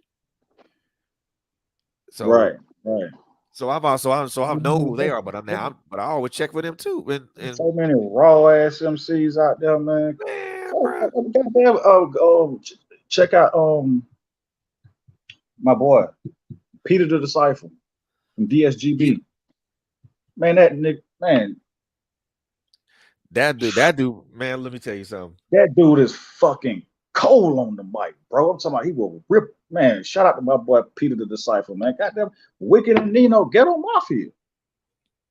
Come on, man. Like them MCs, man. Them MCs. I mean, hell, when we going down, man, MC Breed. Jesus Christ, man. Come on now. Like we can do this all night, and a lot of these kids wouldn't understand who the hell we talking about, because I understand that we in a, you know what I'm saying, and we're in a social media age, and you know what I'm saying, much love to the people and these kids. Well, I don't want to say kids, to the new artists out right now who got the game in the chokehold. You know what I'm saying? But Lil Baby, you know what I'm saying? Like, Lil Baby got it land up under his feet right now. You know what I'm saying? Of love course. the kid. You know what I'm saying? But I mean, I'm still listening to Jeezy and Tip and my boy Peter the Disciple. Man, if you go look at some of Peter the Disciple when he first started with DSGB, man, I couldn't wait till his verse came on. Pastor Troy, you know what I'm saying, he was the front man, but I couldn't wait what Peter had to say.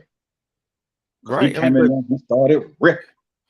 But a lot of success for I mean, and again, I'm not gonna knock on Lil Baby or the Baby or anybody at this point. Man, much love to them brothers. A lot of the success is a result is also a result of timing. Right. Like much love to them brothers. You know what I'm saying? I love them. What Lil Baby did, in 2001 with that song, The Bigger Picture Change. It spoke a lot of volumes for a lot of people. Especially it showed that he had a different side to him. Like he cared about what was going on, and he shot the damn video right there where they in the middle of everything, in the riots or whatever. Like what I'm saying, it shows that he's versatile and he cares about the community and what's going on. Listen to every word he's saying. But Lil Baby got a song called "Emotionally Scarred." He's emotionally but think about it now. But think about it now. A lot of these hip hop artists now are becoming much more socially conscious because they see what's going on out here. They see it because of what we on right now, the social media, phones. You can see it now. But they also see the effect. Well, they also see the opportunity of what they can do with their music and how it can affect people, whether they're young, old, or anything like that. Like for me. Losing a kid to that type of violence, that type of police violence, the bigger picture was kind of sort of that thing that kind of put certain things in perspective for me. But also just listening to other artists when they talk about the same thing, put so many things in perspective for me. So again, in most cases, some cases about timing, but it's also a lot of artists nowadays are becoming much more socially conscious and a lot more socially conscious, a lot more aware of what's going on. I mean, I put it like this. A lot of this stuff, a lot of stuff that was happening in the 90s, like the conscious rap and stuff like that, it's pretty much doing a 360 with a lot of other artists like Baby, YB and Corday, Derez Deshawn, and Rod Wave. I mean, they rap a lot of they rap a lot of pain music, which is for a lot of people that they can relate to that. But we need that. We need that. Like Derez Deshawn, we need that. Like I love that. I love that brother. He started off with Brit Squad, Monopoly with Waka Flocka, but now look at him. I'm saying, like, when what's the name of that song? I think it's Keep Your Head Up. I'm saying, like, I can't name from word, but it was like, I'm saying, you're telling me to keep your head up, I'm saying, and we sleeping on the floor. Fed, man, I felt every fucking word because I went through that shit. But you know what though? He got a song out with Memore called All Them Days, and it's pretty much and I would love to work with that brother, man. I would love, because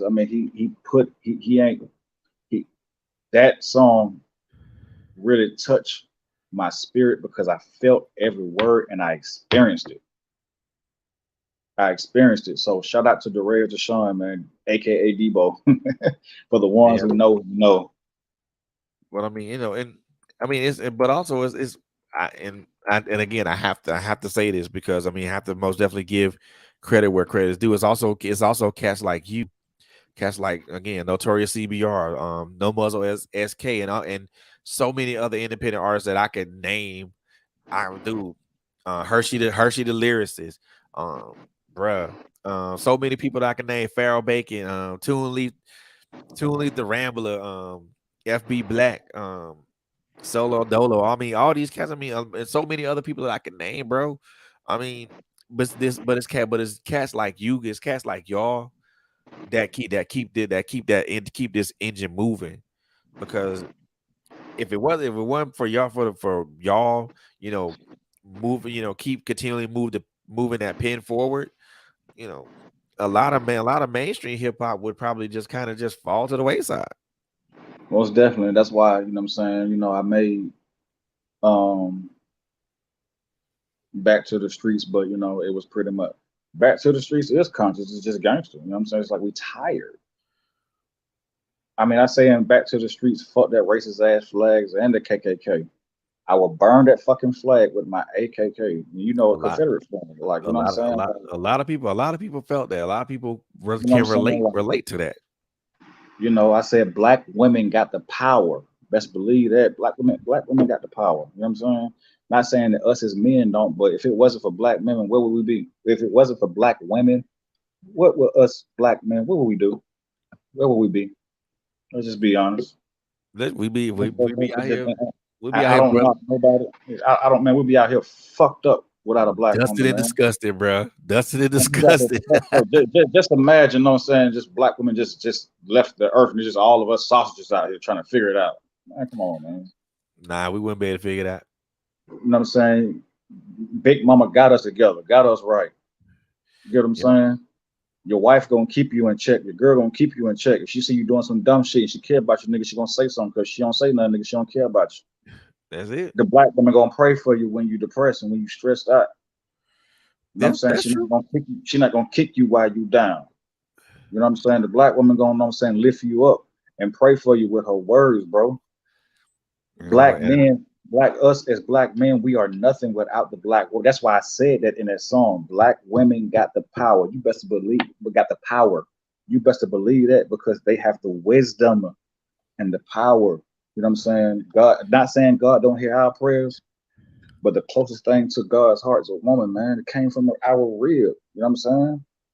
God love all of us, but just something about the black woman, man. It's just something about a woman, period. But you know, the black woman. A lot of people hate Dr. Umar Johnson, but shit, man, look what he's embracing blackness, yo. You know what I'm saying? And you know, you have a lot of women out there that kick the black man while they're down or whatever, but eventually they'll understand when they see that brother succeed in life. You know what I'm saying? Yeah. But again, us as black men, I've been kicked down, I've been talked about to my face. Just the other day. Bruh. Just the other day. Female told me, she was like, Tyrone, the reason why I just didn't want to give you no chance, and it was word from word. She said, the reason why I didn't want to give you no chance, because, and I don't know how you're going to take this, and I don't know how you're going to feel about this, but I don't want no begging ass, struggling ass man. I was like, God damn. She said, man, asking me for money and this and that. I was like, at that point, I asked her, I said, you talking to me? She said, no, I ain't even talking about you. But you just said, I don't know how you're going to take this. I don't know how you're going to feel about this, but I don't want no struggling ass, no begging ass. I'm like, in the back of my head, I said, I never asked this motherfucker for a thing. At that point, carry on. I said, and she's a black woman. And she at that point, carry on. She said this to me. And she said she wasn't talking about me, but she was. And I mean, she kept it real, but goddamn. No, that's keeping it real, but at the same time, that abuse is way worse than physical abuse. I'd rather you slap me across my face. Like I said, bro, at that point, I have to check and see, like, am I struggling now? Am I begging now? Like, am I damn? At that point, bro, carry on. You know what I'm saying?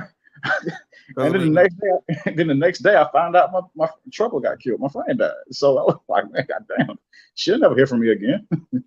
Bro, at that point, carry on. Because it's not even worth engaging. Struggling ass, man. I'm like, man, look around like I looked around, I'm like, am I struggling? I'm like, I looked around like that's her preference. And then the back of my head, I said, I never asked you for a motherfucking thing. What you mean? But she was going off my situation in 2019 when I was asking for help. You know what I'm saying? Bro, at that point, carry on. When I had to GoFundMe up. I had to, you know what I'm saying, Facebook. I'm not afraid to tell my testimony. Again, go to SoundCloud and go listen to Dear Lord. Everything what I said is right there. Yeah. It's right there. So, I mean, shout out to everyone who stayed by my side, you know what I'm saying, during them dark times and still with me to this day. Shout out to my boy, Chef Mike, you know what I'm saying, who hold me down, you know what I'm saying, with the music shit and just a good friend to me. Shout out to Danita. Shout out to Stephen Van Dyke, my brother. Shout out to you, Mo. My boy Reginald Watley. Can't forget about my boy Eastside Ridge.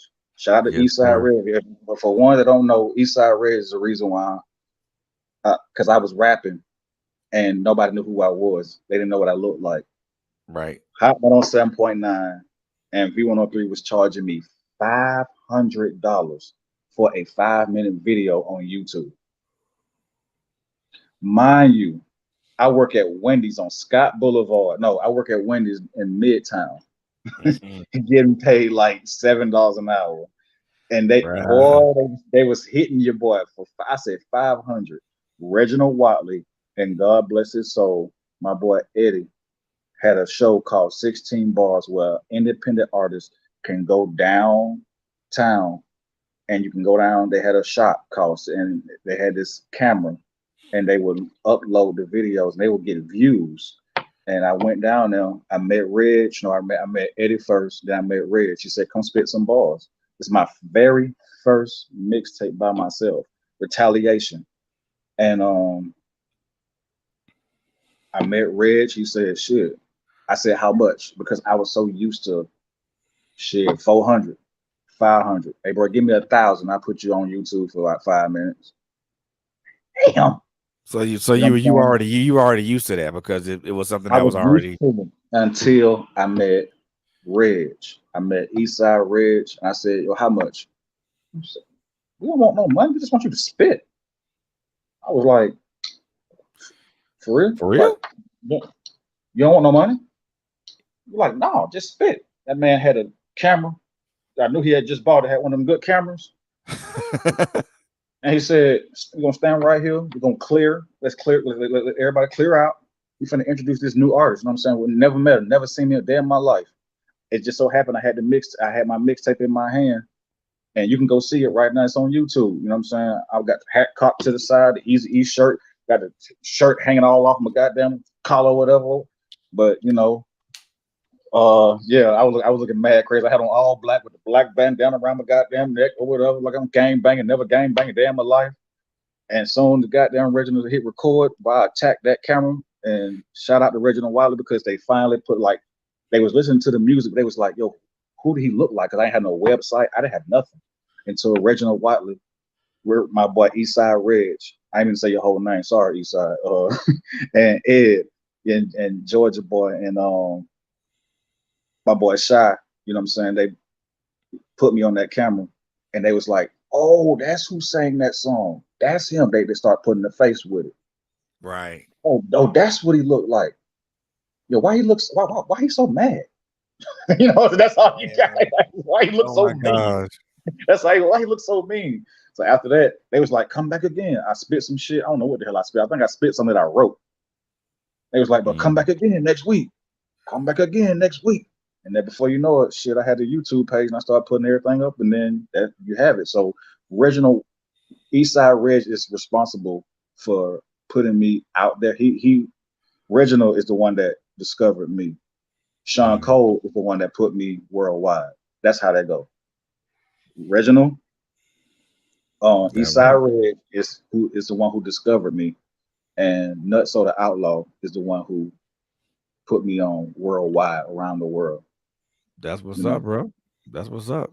So as we get closer and closer to concluding this particular show, man, I want you to let everybody know, first of all, who you are, what you got going on, and where they can find your most recent release at, and where they can find you on social media, man. So you got the floor. What up? This your boy King Strap. Real name Tyrone. I'm a man of God. I'm a man of God first. God is my Lord and Savior Jesus Christ. I am an independent hip hop MC. I got 1984 Part 2 coming out this Thursday, June 16th. On Tupac's birthday, we celebrate Thug's holiday. I got out Down with the King, 1984 Part 1. They all on. You can go listen to all that music. All my music is on SoundCloud and Rebirth Nation. It's free. You can have it. I'm not selling it. But for the ones that's on for sale, like music, Amazon Music and Apple and Spotify. 52 bars and strap. If you want to go buy it, it's $1.99. You can go buy it or you can just listen to it. You know, just by you supporting me, I feel like I made it. My Instagram is King Strap _ 1984. My Facebook, Tyrone Montgomery, give me a personal. My man of God is trying to make it, you know what I'm saying? Supporting all my black people. I got love for my black people once again. Shout out to my mother, Elizabeth Montgomery. I love you, mama. Shout out to my son, Malik. My grandbabies. Yes, my son made me a granddad early. And to my grandbabies, you know, much love to my brothers. Free my youngest brother, young Joshua, that's incarcerated right now. I don't want to leave nobody out, man. It's too many to name. Shout out to you, man. You know what I'm saying? Shout out to you, bro. Thank you. I try, Shout man. out to my boy P. Weezy. You know what I'm saying? Atlanta radio station. You know what I'm saying? I'll be heading over there real soon. Sean Cole, Pastor Troy, Danita, Latrice. You know, I don't want. It's too many people to name. It's too many people to name. You know what I'm saying? My boy Steve. Shouts out to him. Everybody, and last but not least, man, just rest in peace to my friend Trouble, man. You know, rest in peace to man. They really showed up and showed out yesterday for the balloon release candlelight vigil.